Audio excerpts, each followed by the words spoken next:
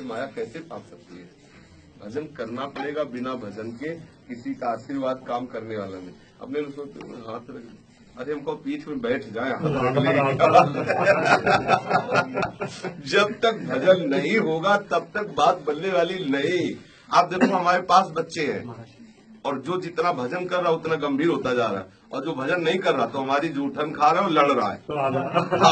हाँ। अब भाई मेन हमारा प्रसाद है, वो आचार्य परंपरा से मिला हुआ मंत्र है, उपासना है। आप अपने मन उपासना में लगा दो, आप देखो हम आपके साथ है, आपको अनुभव होगा।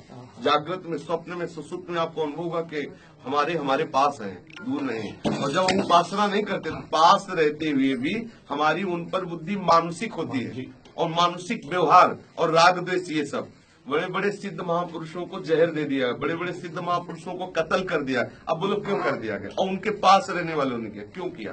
कारण है कि उनके पास रहते हुए वो उनके नहीं बन पाए। उनके बनने का तात्पर्य है उनका जो उपासना का स्वरूप वो आप अपने हृदय में धारण करें, सब बात बन जाएगी। गुरु और इष्ट एक देशी नहीं होते, ये सर्वदेशी सत्ता है।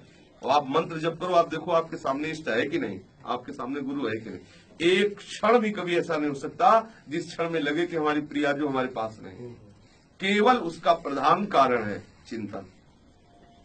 अब हम लोग चिंतन करें ना, आशीर्वाद किसी से, कोई आशीर्वाद काम नहीं।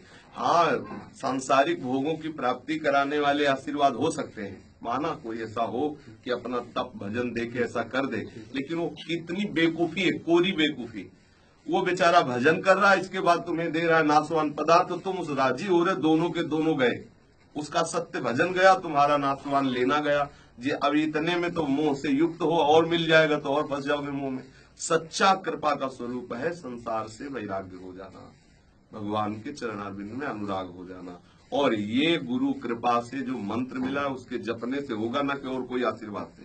खुली खुल्ला बात है, कोई आशीर्वाद, कोई कृपा दूसरी अब इससे बढ़कर नहीं। जो आपको मंत्र मिला, उपासना मिली, उसमें चित्त जोड़ दो, आप देखोगे आपको कृपा उठाती चली जा रही। और आप चित्त ना जोड़ो तो अब आपको नीचे गिरना पड़ेगा, क्योंकि अवज्ञा हो रही। गुरु अवज्ञा रूपी दोष अब आपको पतित करता चला जाएगा और आप गिरते चले जाएंगे। इसीलिए बहुत सोच समझ के गुरु बनाना चाहिए, और जब बना ले तो फिर हम उनकी आज्ञा का पालन करें, तो आप उठते चले जाओगे। देखोगे गुरु नजदीक है और संसार दूर होता जा रहा है, और हम देखते हैं कि संसार नजदीक है, गुरु दूर है, ऐसा।